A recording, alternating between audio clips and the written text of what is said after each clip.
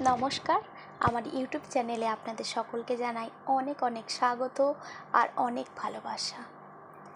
আজকের নিবেদন ডার্লিং। রোদ চশমা চুইয়ে রোদটা মুখে গালে ছুঁয়ে যাচ্ছে। পুজো মাত্র আর এক সপ্তাহ, তবু শরতের কোনো ছিটে ফোঁটাও নেই। যদিও আশা করছি বা কেন, আমি তো আর গ্রামের বাড়িতে নেই যে কাশফুলের দোল খাওয়া বা নীল আকাশের সাদা মেঘ, পুকুরের পদ্ম কিংবা ভোরের শিশির দেখতে পাবো। দূরে থাকলে বাড়ির জন্য মন খারাপ করে, পুজোতে বাড়িতে সবার সাথে হইচই করতে ইচ্ছে করে। কিন্তু পুজোতে বাড়ি যাওয়ার টানটা আমার কেটে গেছে। সবাই থাকবে, কিন্তু ডার্লিং তো নেই। তবু বছরে একবার পুজোতে দেখা হয়, তাই বাড়ির আবদার রাখতেই ট্রেনে চড়ে বসা বাড়ির উদ্দেশ্যে। জানলার দিকে তাকিয়ে ছুটন্ত গাছপালা দেখতে দেখতে হারিয়ে গেলাম পুরনো স্মৃতিতে। ছোট থেকেই ডার্লিং আমার সবটা জুড়ে ছিল।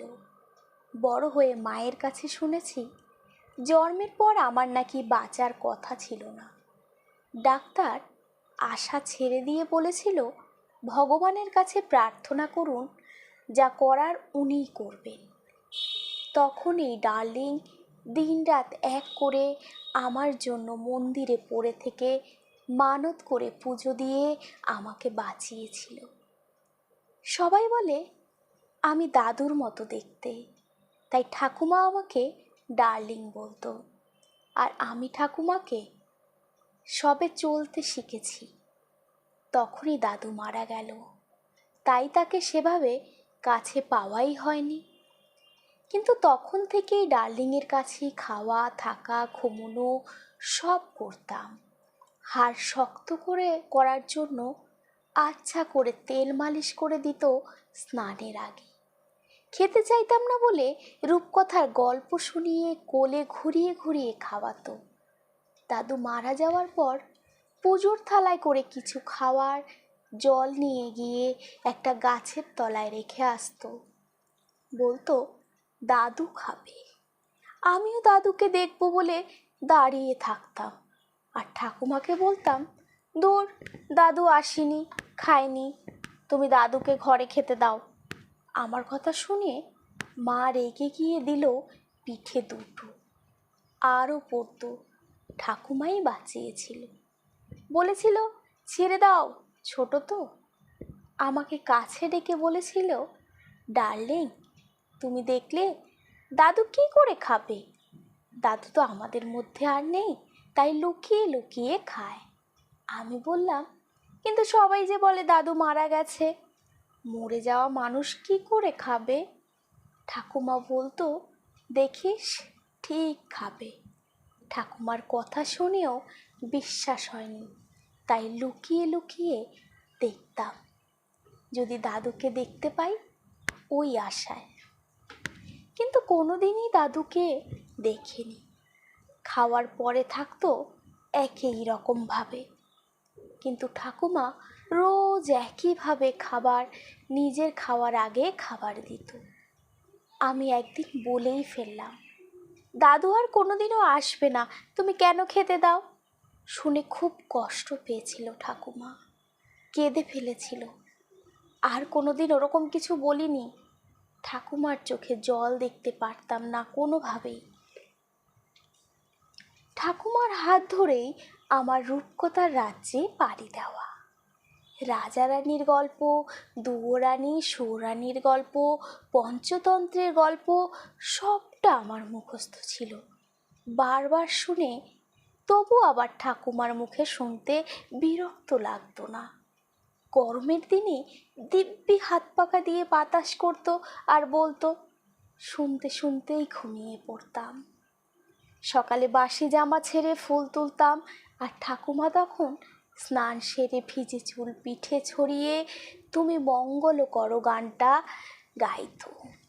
আজ কোনো দিন ভোরে উঠলে গানটা কানে বাজে। বিকেলে বাগানে আম গাছের তলায় আড্ডা বসতো এক একদিন।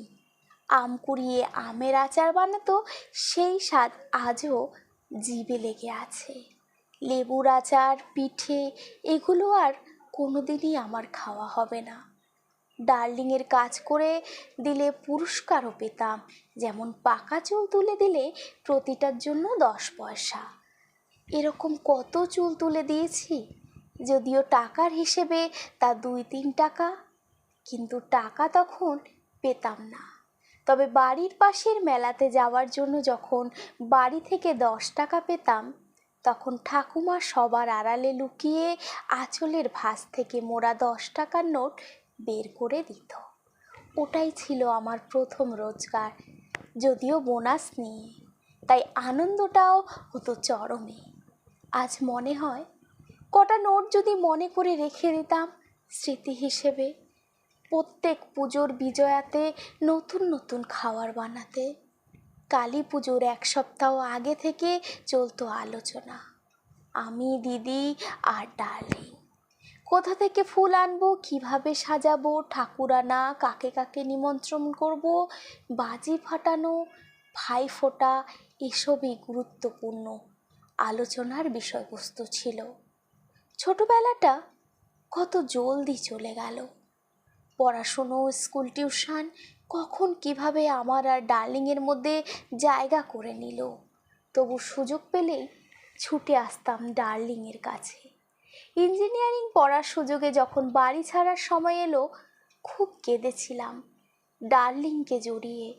আমার গালটা টিপে হাম্পি দিয়ে ডার্লিং বলেছিল, দূর পাগল, তুই কত বড় হবি, ভালো চাকরি করবি, তারপর একটা বৌমা আনবি। নাত বউ দেখার খুব শখ রে আমার। লজ্জা পাওয়ার বয়স হয়ে গেছিল, তাই লজ্জা পেয়েই বলেছিলাম, তুমি আমার ডার্লিং, আর কেউ না। বলেছিল, না রে, আমার সতীন চাই, কতদিন আর একা থাকবো, সতীনের ছেলে পুলে দেখে তবেই তো মরবো। কয়েক মাস পরে এই পুজোর সময় বাড়ি থেকে ফোন আসে সকালবেলাতেই, এখনই চলে আয়, ঠাকুমার অবস্থা খুব খারাপ। খবর পেয়ে অনেকে এসেছিল। এত লোক দেখে মাকে জিজ্ঞেস করেছিলাম, আমার ডার্লিংয়ের কি বিয়ে? সে কই? আমার উপর অভিমান কিনা জানি না, জীবিত অবস্থায় আমার মুখ আর দেখেনি ডার্লিং। সেদিন থেকে নিয়ম করে আজও খাওয়ার সময় ডার্লিংকে দিয়ে খাই, আর জানি ডার্লিং এসে ঠিক খেয়ে যায়। জীবনে বান্ধবী এসেছে, হয়তো বিশেষ বান্ধবী, কিন্তু তাকে ডার্লিং বলতে পারিনি কখনো। দূরের দৃষ্টিটা কখন যেন ঝাপসা হয়ে গেছে। টের পেলাম অবাধ্য চোখের জল আমার অনুমতির তোয়াক্কা না করেই নিজের মনে বয়ে চলেছে। নমস্কার, আজকের গল্প এ পর্যন্তই। গল্পটি যদি আপনাদের ভালো লেগে থাকে তাহলে অবশ্যই আমার চ্যানেলটি সাবস্ক্রাইব করে আমার পাশে থাকবেন।